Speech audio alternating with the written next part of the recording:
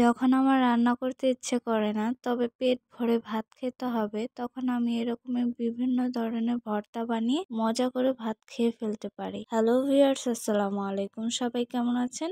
আবারও সবাইকে কিচেন কুইনের পক্ষ থেকে স্বাগতম। আজকে আমি আপনাদের সাথে একটা ভর্তা রেসিপি শেয়ার করব, তো চলুন কথা না বাড়িয়ে দেখে নেওয়া। প্রথমে আমি কতগুলো সিম নিয়ে নিয়েছি, সিমের আঁশগুলো ছাড়িয়ে নিয়েছি এবং দেখে নিয়েছি এর ভিতরে পোকা আছে কিনা। এবার সিমগুলোকে খুব ভালোভাবে ধুয়ে সিদ্ধ হতে দিব।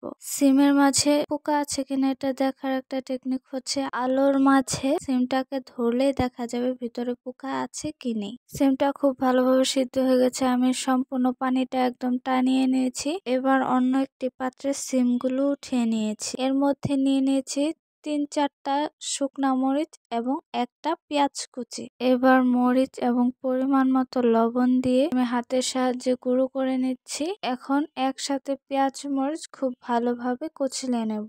একইভাবে আমি সিমগুলো খুব সুন্দর করে হাতের সাহায্যে মেখে নিচ্ছি। সিমগুলো মাখানো হয়ে গেলে এবার সবগুলো একসাথে মেখে নেব। পেঁয়াজ মরিচ দিয়ে সিমের সাথে একসাথে মিশিয়ে নেব। এবার ভর্তাতে অ্যাড করে দিব অল্প একটু সরিষার তেল। সরিষার তেলটা দিলে ভর্তাটা আরেকটু বেশি মজা হয় এবং সরিষার তেলের ঘ্রাণটাও কিন্তু খুব সুন্দর। এই তো দেখতে পাচ্ছেন ভর্তাটা একদম কমপ্লিট। এবার অন্য একটি বাটিতে উঠিয়ে নিচ্ছি।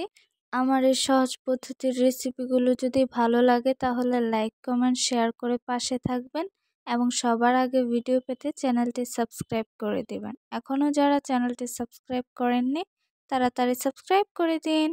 এতক্ষণ কষ্ট করে ভিডিও দেখার জন্য সবাইকে ধন্যবাদ। আল্লাহ হাফিজ।